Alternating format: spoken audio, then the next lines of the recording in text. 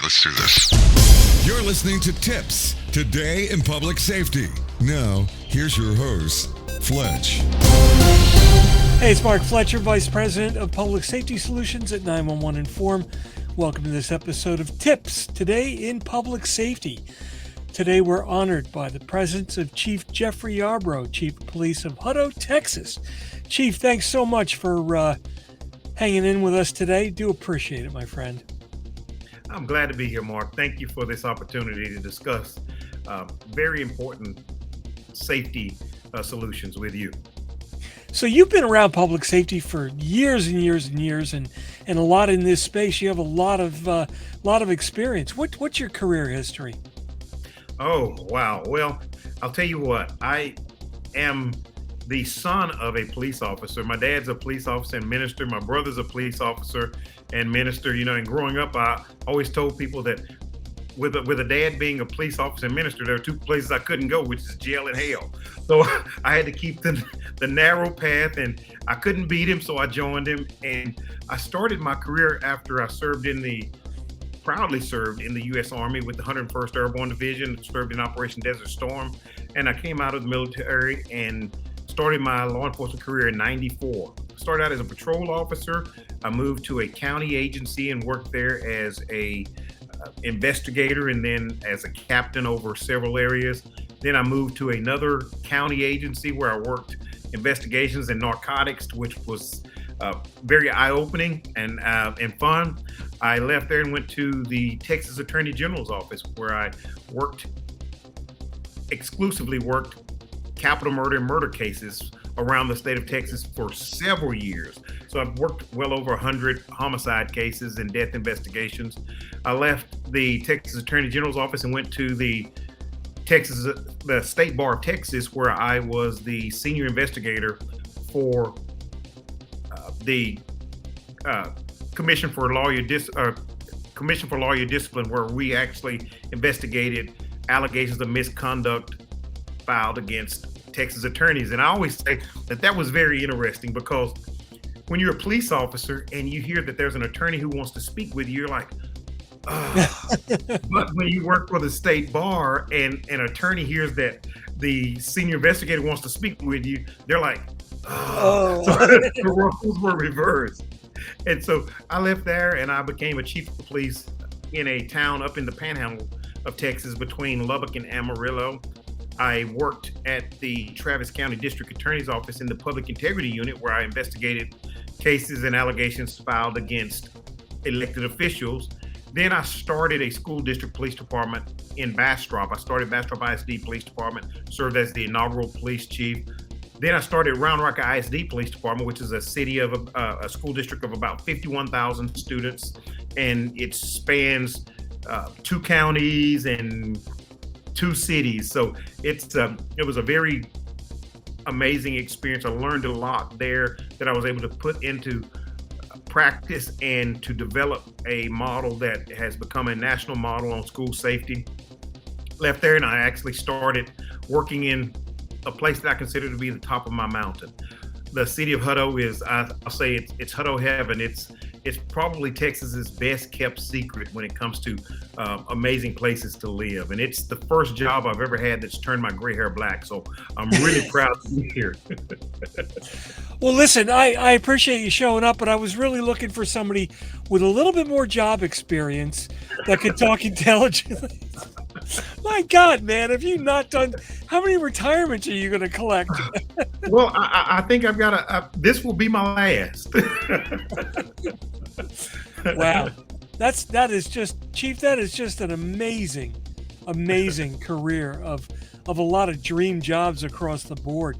And we're here today talking about your specialty. I mean, you're the guy that wrote the book on school safety, literally. And you know, I don't know what's going on today, but when I was growing up, when you were growing up, this was never an issue. But man, that this country has just gone crazy with active shooters in our nation's schools. And you know, it's a shame that we have to start taking action here, but I don't think we can ignore this any longer. You're 100% correct. And it's so unfortunate when you consider how things used to be. You hear people say, well, the more things change, the more they stay the same. Well, the reality of it is, no, it doesn't, and no, it can't. And because things change and they can't stay the same, our approach and our tactics to making sure that we keep our most valuable asset, which is our children, we keep them as safe as possible. And it causes us to see things from different perspectives and approach things from different lenses, because when you talk about safety and security initiatives and solutions that you develop, now you're letting those who may have ill intent know what strategies are in place, and you have to have counter practices and counter approaches to make sure that if they circumvent one, there are those layers in place to protect our kids, our staff, and visitors to school. So it is an ever evolving process of making sure that we're doing everything we possibly can to keep our kids and our communities safe. And there was a time when you looked at schools and they were basically viewed as in a silo. No longer. There has to be that cohesiveness between cities, between counties, between all law enforcement and schools. It literally has become the mantra of taking a village to protect our kids. Chief, I think you said two important things there. Number one is you need to be cognizant of allowing the baseline of your technology or how it works out there for people who don't have good intentions, because you're giving them the roadmap on how to circumvent your security. And number two, it's ever evolving. Things Absolutely. Change. There's new threats. Old threats aren't even relevant anymore, or they're compromised, or there's just new stuff that's out there. And you're asking general citizens, people with a business degree, to get in there and make some critical, what I consider life safety decisions. Absolutely, Mark. And when you think about where we used to be, there was a time, and I would say in the not so distant past, where school safety practices and drills and approaches and policies and procedures were essentially viewed as check the box. And you had situations, say, for example, not so long ago, where if you had a lockdown drill, one of the practices was, once you are secure in your room, push your green card from underneath the door to let people in the hallway know that you're safe. Well, if you think about, if there's a critical incident, who's in the hallway? Yeah, it's probably a bad guy. You don't know that's inside that you're inside that room. Yeah. So when you start having these types of practices, some sound good on paper, some sound good in theory, but in practice, we have to make sure that we're testing those procedures to ensure that we're closing gaps that may otherwise exist had we not given them the critical analysis of what solutions exist. Yeah, no, I mean, so some of the new technology I see coming out there, prior to just recent times, strobe lights were typically a single color, and the color was controlled by the plastic lens. It was a white light, you put a blue lens, red lens, yellow, green, whatever. But now technology is coming to where you can have a strobe light, a single light, that will flash in multiple colors. It'll flash in a pattern or in a color that I direct it to from a central controller. And the first thing I said, well, that's great, but there is no standard for colors. So now you're going to run into the problem where red means one thing over here, and it means something completely different over here. We need standards in place so that people don't get confused. Oh yeah, I never thought about that. Well, so I had limited public safety background for 5 years as a dispatcher and a special officer, but some things are just inherent where you got to think about it from the other person's shoes, and these things become painfully obvious. You're nailing it, and that is a very, very good point when you speak about the lack of standardized colorization for critical situations. I remember not so long ago, there was a school that when I first started working at one of the two schools I mentioned, I won't mention the name, but one of those schools, they had a code purple. And when I first got there day one, I had no clue what that color coordinated with. And so going in and having to realize that and the thing about it, it only existed on one campus, where year over year you've got teachers that are leaving one campus and they're going to that campus and they're going to others, and they're not taking a standard assessment or evaluation of critical incidents that are aligning with those colors. So again, what you're saying is absolutely correct, and it's something that has been missing. And I think that's one of those things that stem from the world of check the box on certain things. Yeah, I'll send you a picture if I can. I'll send you a picture if I can find it. But my local hospital has got this wall board up that's 6 feet wide and 4 feet tall, and it says code green, code yellow, code blue, code black, code purple, code silver, code orange. And I mean, oh my God, you got to be kidding me. Absolutely.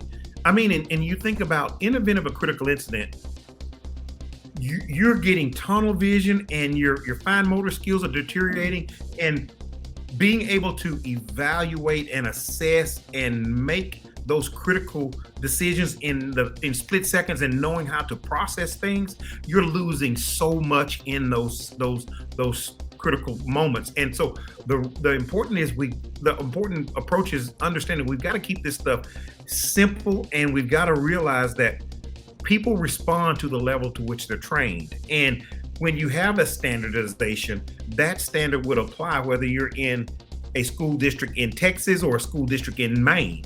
And so I think you're 100% correct on that. And I think that's the direction we're going. And there has to be what I call conceptual change. There has to be a change from the misconceptions that people have in thinking that certain things are working and are good enough, to a concept of realizing that, okay, we need to step back. It doesn't have to be my idea. It just has to be the best idea. And what is the best idea? It is the standardization of those alerts and notifications when it comes to using color schemes. So in your expert opinion, what's the primary category that needs to be taken into consideration for a school environment? Is it shelter in place, get out of the building? I mean, how do you categorize it? Is it by event type or by the action you want people to take? So when you think about the standard that you're finding more and more schools using, it's based upon the I love you guys principle, with the lockdown, the secure, the evacuation, and shelter. So we know the lockdown is what we tell people, that is the biggest, most critical event. That means that there's someone in your campus that has been identified that has a weapon. You've got the secure, which is a lockout, meaning that there's something going on outside your facility, and you want to secure those inside. You don't want to let people in or out. It's like I use when I teach this as a trainer in the standard response protocols. I use an example from my childhood. I would tell people that we grew up in a really bad neighborhood, and so the police were probably in our neighborhood more than the mailman. And there were times on Saturday morning, you'd hear police sirens outside, and my mom would say, "Lock the door, and y'all sit down in front of that television. You eat your Fruit Loops and drink your Tang, but don't go outside until it's the all clear. They're gone and they've taken care of what they need to take care of." And that's the same thing with the lockout. You can continue teaching in class, kids can continue going to the bathroom, but you make sure that the lockout's secure, but you make sure that you're not letting people in or out of those schools. And the evacuation, is one of the situations that you take when it comes to fire. And shelter is, you shelter from hazmat, you learn to shelter from severe weather. So there are some fundamental approaches that you take that should be standard, that are applicable in a variety of scenarios. You know what they say about Fruit Loops and Tang, don't you? It means you're from Texas. Makes you lose your hair. Yeah, no. Well, you can tell I had plenty of it. That's why I don't have plenty of it. Now, so that's really a critical statement right there. And it's, I think the misthinking comes from people just not being educated in what the problems are and what proper responses are.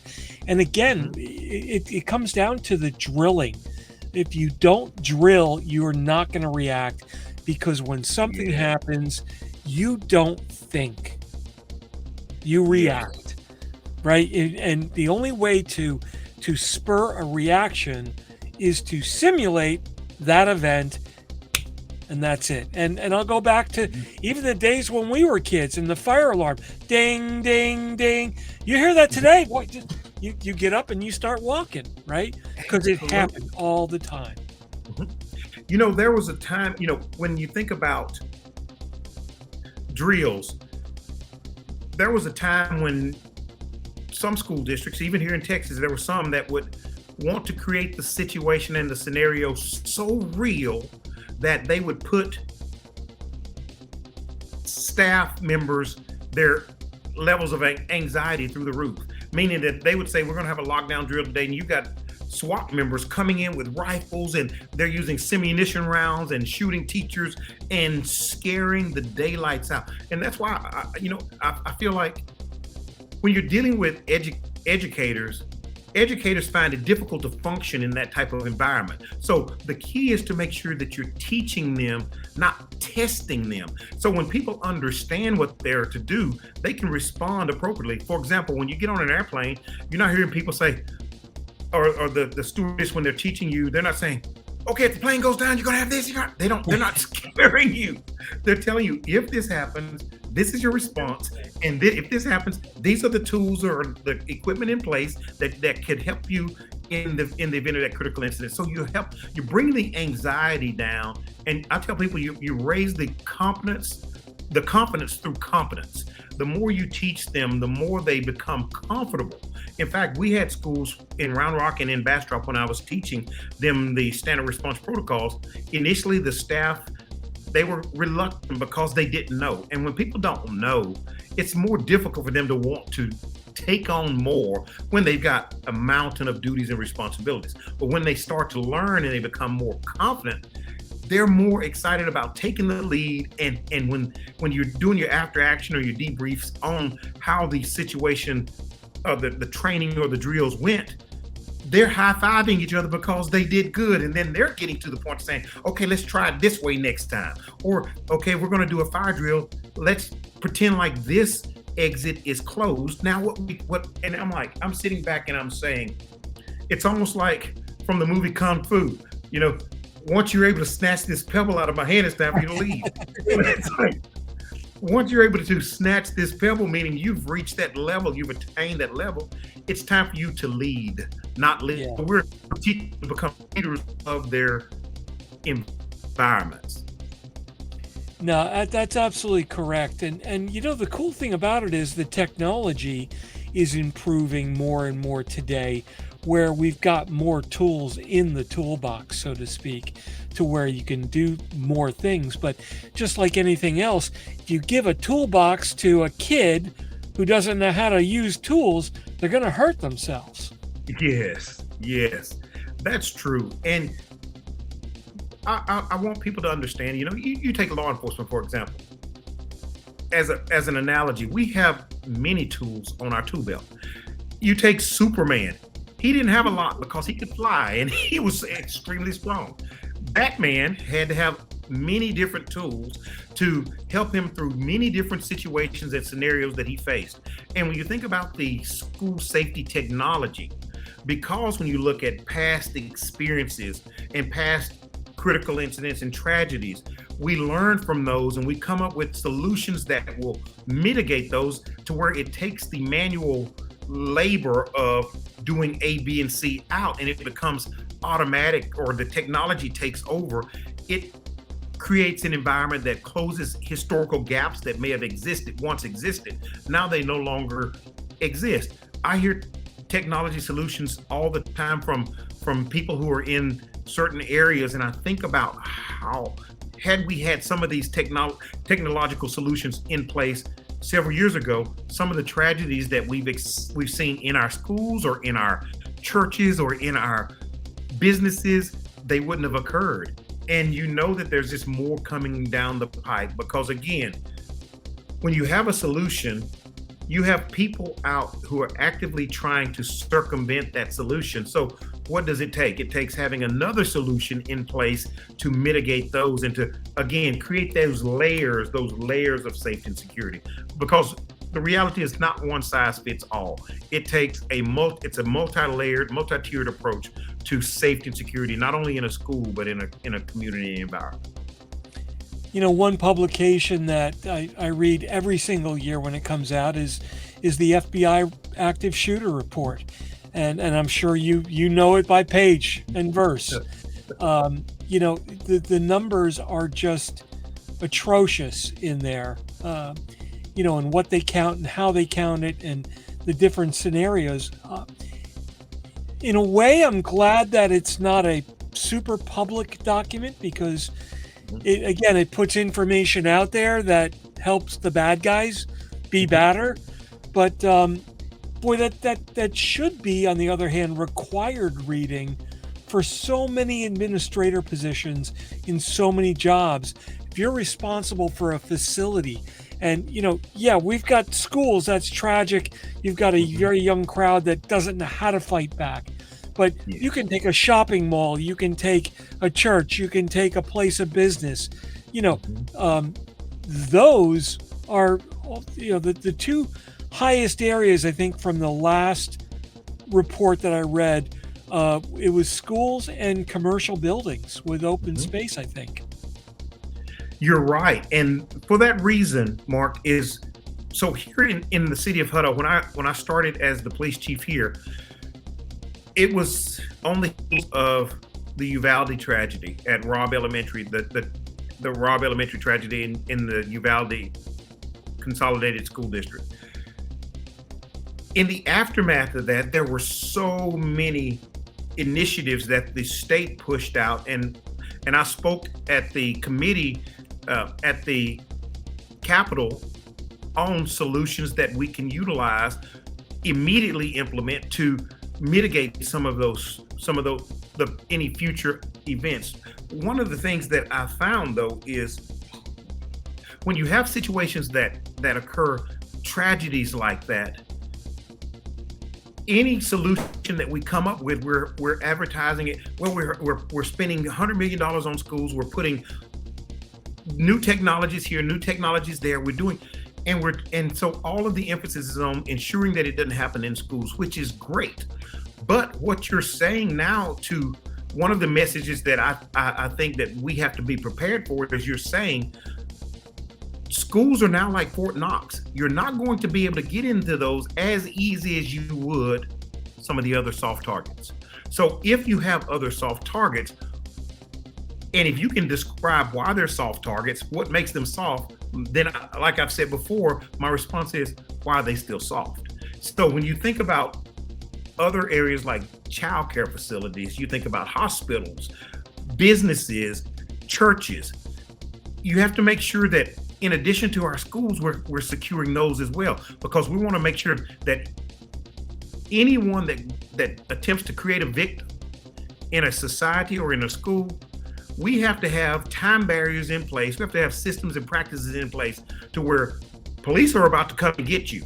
So if anyone's going to become a victim, it's going to be that person that's trying to make a victim. It's reversing that feeling. And that's why we worked here in Hutto, and we created what's called the Community Safe Project. Strategic Actions for Everyone is the acronym SAFE.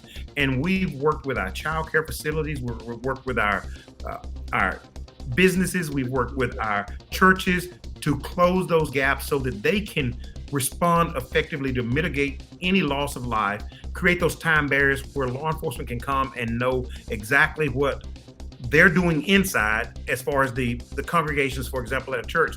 So, and they'll know what we're doing. And it creates that partnership, and it closes those gaps. And again, it builds confidence through competence. So you're focusing on the soft targets and why they're soft. I don't care what you have for a building or its use, that you're a soft target and you need to add a level of protection. Absolutely. Because I think it's a tragedy if I know that there are solutions that may work in a school, but I'm not trying to use those solutions and implement them in a child care facility, which is essentially a school for our littles. And we have to make sure that we're taking care of our babies. There are churches that have daycare facilities inside, and our goal is to make sure that they understand if there's a critical incident. We're teaching solutions that can work, whether you're at Walmart, whether you're at home, whether you're at church on Sunday.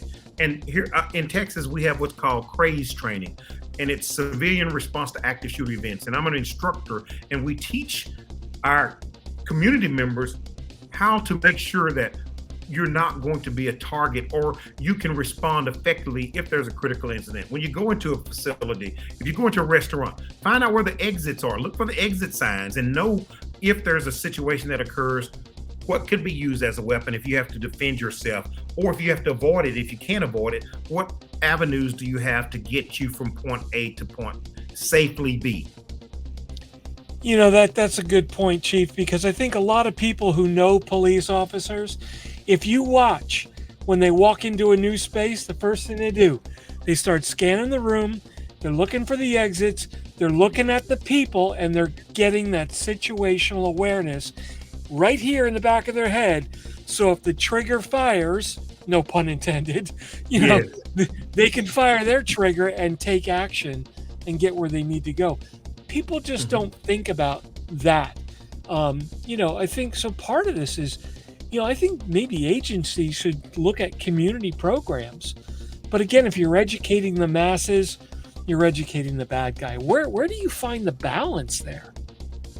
I think the balance is when you teach your community members, you teach your schools not to become victims, you also have to make sure that you have systems and solutions and strategies in place to where if someone wants to try to overcome that, you have an ability to mitigate it. For example, perfect example to your question. I tell people all the time,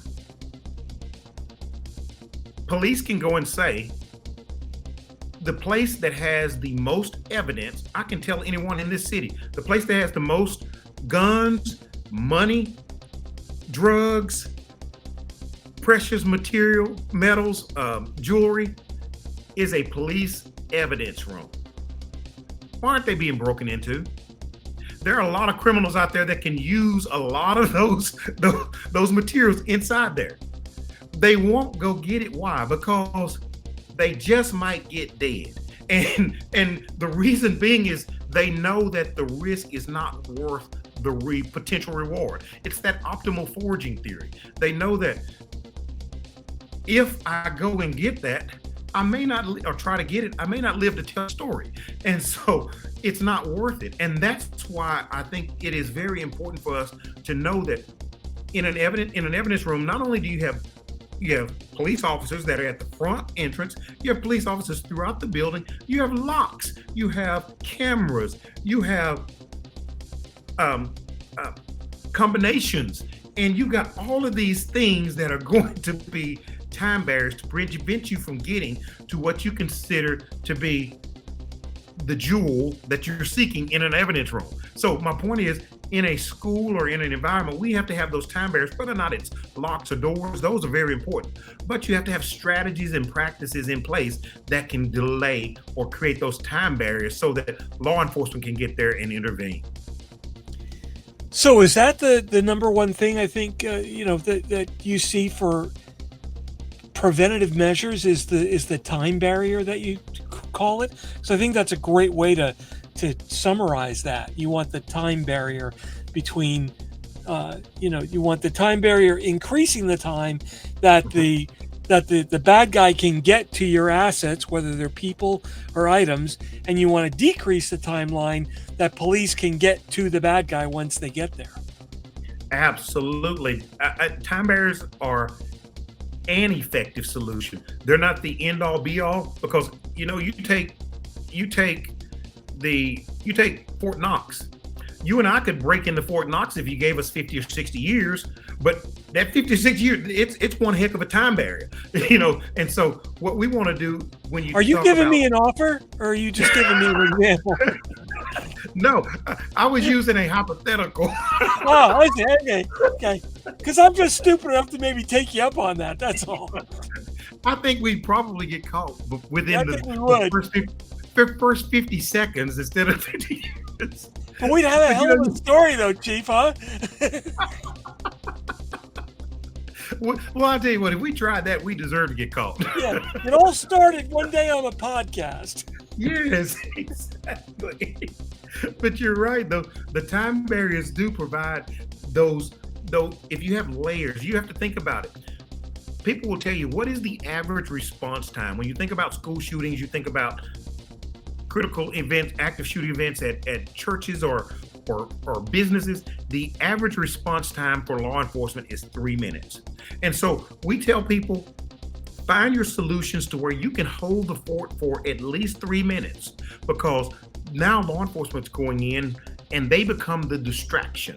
They're engaging this individual and moving the attention from that individual to law enforcement, who's trying to make sure that they're mitigating any loss of life. So the time barriers are a critical incident and a critical solution. And that's why I always tell people, if all else fails, if your cameras, if your doors, if any other technology solutions fail, solidify that core. It's core security prioritization, meaning wherever you're going to fall back to, make sure you're securing that so that you have the time barriers in place so that that person is delayed trying to get into those rooms. And it goes back to when we teach lockdown drills. One of the things that we tell people is, and I would do these when we did our drills, Mark, I would have law enforcement from our law enforcement partners from outside agencies participating. And there were times each law enforcement officer would play the bad guy. Mm-hmm. And we would go to a room, and if you try to open the door is locked, you can't see in, and you know the clock started, and I can't get in. The question is, am I going to risk wasting my time trying to get in this door, or am I going to go and try to find a place where I can before the police find me? And as a police chief doing that, my anxiety was going up because I couldn't find anyone. And you recognize that it's important to make sure that you're delaying those entrances to rooms as much as possible. And you're teaching people so that they understand. And when you find solutions that work from your after actions, from your drills, you're passing that along so that you can further improve your response. Perfect example. I remember we did a lockdown drill at a school, and we went through, and I was the bad guy. I tried to get in the rooms. I went and looked in the bathroom. Time was a ticking, and I'm like, oh my goodness, they're going to get me. The cops are going to get me. And I looked in the bathroom, didn't see anything, so I kept moving. Finally, the police located me and engaged me. And afterwards, when we did the all clear over the PA system, 2 little girls came out of the bathroom, and I was like, where were y'all? And they said, we stood on the toilet. I was like, that's an excellent idea, because when I was looking in the bathroom, I was looking for breeches and boots, you know, yep. And I didn't see either. So and then we use that as a solution or a tool that we can pass along to other schools. If you're in a situation where you cannot find a place where you can secure yourself, what other options exist, and utilize those? Let me ask you a question, and I know this is a little controversial back and forth, and I think it depends on the scenario. Silent alarm versus audible alarm, right? I think, I personally think there's a use case for both. Yes, I agree, and it depends on the situation. I will tell you, when you're looking at the audible-based alarms, one of the things that you'll hear people who think that it's not the most ideal solution is, they will say, yes, an audible-based alarm lets the threat know that they've been detected. Then they'll say, but the audible-based alarm lets the threat know that they've been detected. So what would be their response there? But I will tell you, it depends on the situation or the environment. There are some situations where you would prefer that the threat or the bad actor, the actor isn't made aware that you're on to them in their location. Using that clandestine approach to where you can keep them from leaving the scene or reacting in such a way to where you can sneak up and engage them and remove that threat, it has its space. But when you talk about an area or a building or facility or a school where you have multiple people, when they hear that trigger or that alarm, they know that there is a threat, and it's a mass notification solution that's not only letting the bad guy know, but it's letting everyone who can hear that know that there is a threat, that they need to take appropriate action to secure and keep themselves safe. So for me, when you think about a Walmart or you think about a big box building, a business or church or a school, if you've got a panic alert technology that not only is audible, but you have the script where it says lockdown, lockdown, lockdown, you're letting everyone know that they need to take a specific action to ensure their safety. And not only are they being made aware, the bad guys being made aware, and once that's going off, automatically law enforcement has been made aware. So guess what? Everyone batten down the hatchets until the bad guy is engaged by law enforcement. So it comes down to policy and procedures and training for different scenarios. And I think that, look, anybody can Monday morning quarterback this thing and come up with a better solution for any active shooter event that's happened over the last 10 years. Every one of them could have been done differently and dealt with better. After all the facts are in and you sit down and draw it all out, hell, anybody could come up with a solution, a better solution. Yeah.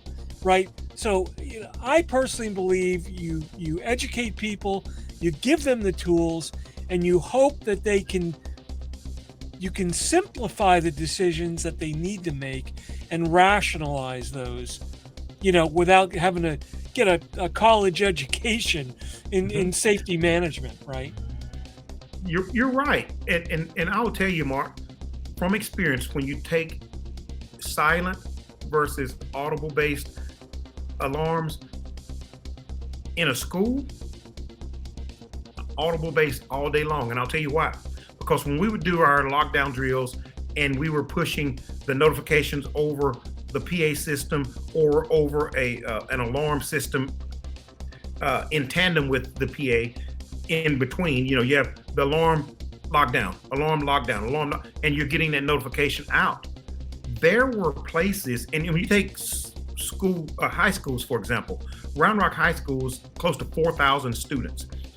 It's a complex. It's a huge building and grounds. So on that, when you think about a critical incident that's occurring, if you got an active shooter event, not only on those grounds were the high school's buildings, but you also had admin buildings. Right across the street, you had a doctor's office. So you have to stop and think, an active shooter, they're not confined to a certain building or a certain area. They are mobile if they can get in and out. They can be mobile. Like we saw the experience we saw in Florida at Marjorie Stoneman Douglas.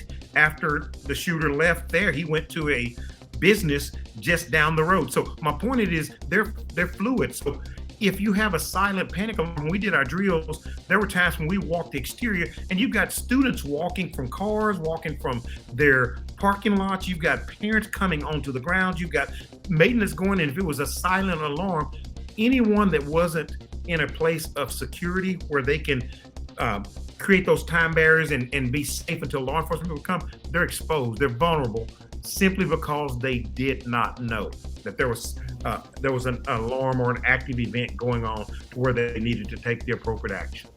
Yeah, and like you said, there are many times when a silent alarm is beneficial. So I guess the key is to have the option. You're triggering an alarm, and if you have the wherewithal to select audible or silent based on the situation, and you've got the knowledge to make that decision, sure, there's no reason why not to put a different flathead screwdriver in the toolbox next to the big flathead screwdriver, right? Absolutely. It comes down to what we say all the time, and this phrase as well from your years in law enforcement. Your environment dictates your tactics. So there you go. Perfect example. It does. I mean, I can go into a drug house like I used to do years ago, and we throw a flashbang in, and you didn't care and you kick the door. You didn't care if it blew up a television or what. Your goal was to get in the house and do what you needed to do. Those tactics don't work in the Smithsonian. Because your environment dictates it. Well, they do. You just get in a lot more trouble. That's all. Yeah, exactly.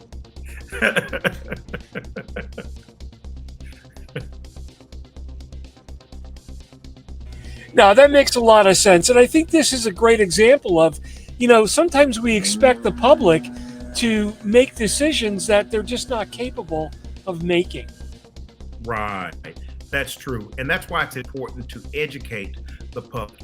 And the more you can equip individuals, citizens, businesses with strategies and solutions that are not just taught one and done, but you're going in and you're retraining, you're assessing and evaluating, and you're practicing these, it becomes second nature, and their level of awareness increases. Now, can you teach, and again, it goes back to something you said before, if you have a civilian response to active shooter event training, and you have a person that has that desire to go and create an active shooter, engage in an active shooter event, are you teaching them how to be effective? Are you giving them the pathways over and around?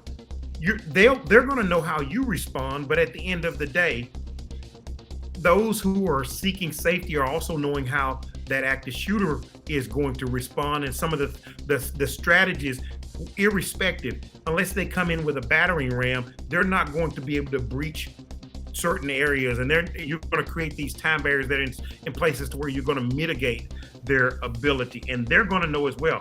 I've got 3 minutes to do X, Y, or Z, and I know that law enforcement is coming. How long will it take me to get into this solid core door? How long is it going to take? Right. Has anybody done any studies on the reasoning behind an active shooter? I mean, is there a common thread of what they're trying to accomplish? Interesting. In my book, I just wrote a book called Redefining School Safety and Policing, a 4-pillar transformational approach. And in there, I review and assess some of the reasons individuals engage in active shooter events. There are a variety of reasons. And you take some of the situations where we had school shootings. Some of those are based upon revenge. You have some individuals who have been engaged or exposed to bullying or isolation, or they felt like they've been alienated, or you have those that have a martyrdom syndrome. So there's a variety, or you have those that have social, emotional, behavioral issues that haven't been adequately addressed. So you have a variety of issues that can lead a person to engage in such a horrific act. And that's one of the reasons why, when I created the Round Rock ISD Police Department, we became the first school district in the country to have social workers working inside the school district police department. I hired 15 social workers, and one of those, not only did they provide support and wraparound services to the students and their families, they provided support to officers and staff. So the goal is to detect any of those indicators that may lead a student to feel like they are in a sense of helplessness or hopelessness, or they have the suicidal or homicidal ideations that may negatively impact the lives of those who may not know what those individuals are engaged in. And you can also recognize that there are treatments and external resources that you can provide to them to mitigate any of those potential negative behaviors. Wow, that's amazing. So let me ask you something.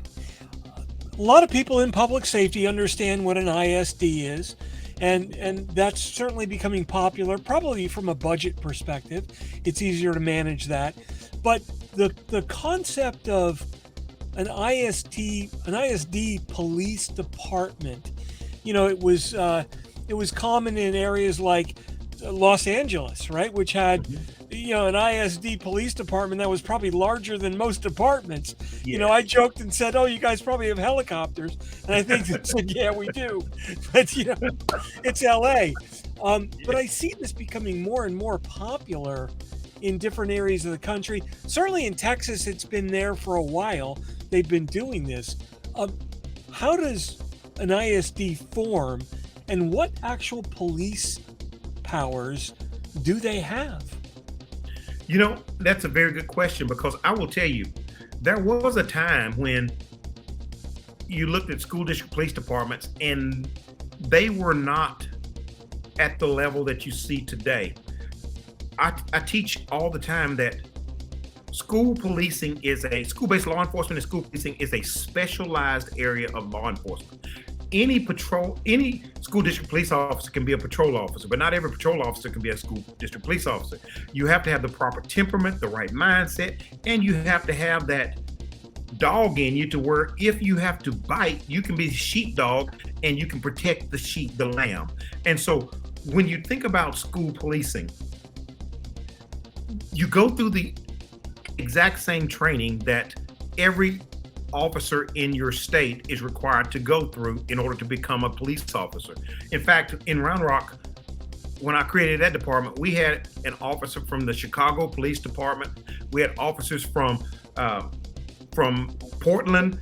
We had officers from DPS. We had a former Texas Ranger that worked with us. So you have this mountain of expertise that they're bringing in because they've seen what's down the road after kids get through the crossroads, and we want to go back to the crossroads and have all of our kiddos, those that we can help turn right and go straight. When you're at the crossroads, that's what we say. Just turn right and go straight. That's the direction you need to go in. But when you think about what policing in schools encompasses, the scope of what you do, your jurisdiction is here in Texas. Your jurisdiction can be anywhere your schools are in that jurisdiction. So we had the boundaries of the school district, which was over 400 square miles, was our jurisdiction in Bastrop, and it was 110 square miles in Round Rock. So we were in the city of Austin, we were in the city of Round Rock, Travis County, and Williamson County. So we had schools there. So you have the same police functions. But one of the things that I found that has negatively impacted the image that school district police officers have gained was when you have administrators that will request law enforcement to get involved in the disciplinary processes and in situations where the admin duties, and that's something that law enforcement should not be involved in. Law enforcement should be advocates and mentors to students. They should be those that have, when you see students that are engaged in reckless, irresponsible, adolescent, juvenile behavior, you're not criminalizing that. You're getting parents involved, you're getting administrators involved, you're allowing them to handle those things. You become the expert in knowing what it's going to take to keep kids out of the what's called the school to prison pipeline. And I talk about things other than the school to prison pipeline. I have a counter argument to the school to prison pipeline. My argument is that schools aren't pushing kids into prison. I talk about what's called the culture to prison pipeline. You have, irregardless of where a person from, because culture is thoughts and ways of thinking and ways of life. When I grew up, there were certain people in my community that thought it was cool to go out and break into cars. Well, it doesn't matter if you're black, white, Hispanic, Asian. If you break into cars, it's a criminal offense. You're going to go to jail. And so you have people that are bringing their ways of thinking and ways of life into a school environment, which is designed to give people an on-ramp to being positive contributors to society. So police have the ability to recognize that one negative police interaction can negatively impact a person's thought about police for life, because it can strengthen some of the negative experiences they may have had in their communities. So we have that opportunity to recognize that when you see a kid at the crossroads, help them to overcome that by getting those who are their support base involved, their parents, their their teachers, the administrators involved, so that they can wrap their support around them to help them overcome those critical times in their life, because it is a critical time. And knowing that law enforcement has a responsibility to not look inward at the students as if they're the problem. You want the students to look at you as you're looking out, protecting them from the problems.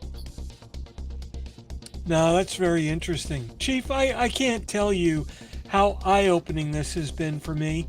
And, a lot of things that you've said today, I kind of expected you would say, so it's great validation for those, but it was just a great expansion as well, to my knowledge. And, what you've done with your career is just incredibly admirable. And I'm in awe, is all I can say. You certainly know what you're talking about and have offered some unbelievable insights. And you know what? Hopefully we can light a little spark one day in somebody's head that'll, you know what? I'm going to do something about this. And hopefully somebody will live a few days longer because of that. That's so true. And thank you, Mark, for those kind words. And I agree. If we can, you take one officer saying, if I can save one life, that's one less life that a family's got to live without. But then you take 100 officers that have that same desire. You take 1,000. You think about the lives that are saved when you have that. I say this is a calling. It's not a profession. It is a calling. We're called to do this. And it is when you see people that are willing to go above and beyond to answer the call, even if it costs them their life, you have to applaud and honor the fact that we have people in society that care enough to care and to give to pay that ultimate price if necessary. Well, from the time I was a teenager, the public safety industry is where I dreamed of working. And, I did some time on the job and then I went into technology, but almost immediately I ended up doing technology for public safety. And that solved both of my wishes and dreams. And you know what? I would love to be a dispatcher today because of all the cool technology that I used to dream about. That I had a phone and a radio, and that was it, man. But I sit back and look at it and dream about that, but I go, I could never do that today because I was never trained on that. And I'm where I need to be, contributing what I need to contribute. And it is a calling, man. It really is. You lit that up for me, dude. Well, it is. And you look at what you're doing now, Mark, with 911 Inform. Man, you guys are making a tremendous difference. You're giving the tools to those that need those solutions to improve public safety. It is, if Batman wanted to climb a building, if he didn't have the little tool to hit the button and it zips him up, he wouldn't get there. And so you're putting the tools in the right hands to help do the right things for society and our communities. And I can't say enough about how much you inspire me, listening to the passion that you have and the stories that we've talked about from your experiences and where each one of those experiences and opportunities led you down the pathway of duty and truth. So thank you for what you do. Now, thanks very much. Our company motto is making every second count when it matters most. And that just says so much. I get a lump in my throat when I say it because I've seen the impact. We had a big event at our headquarters in New Jersey.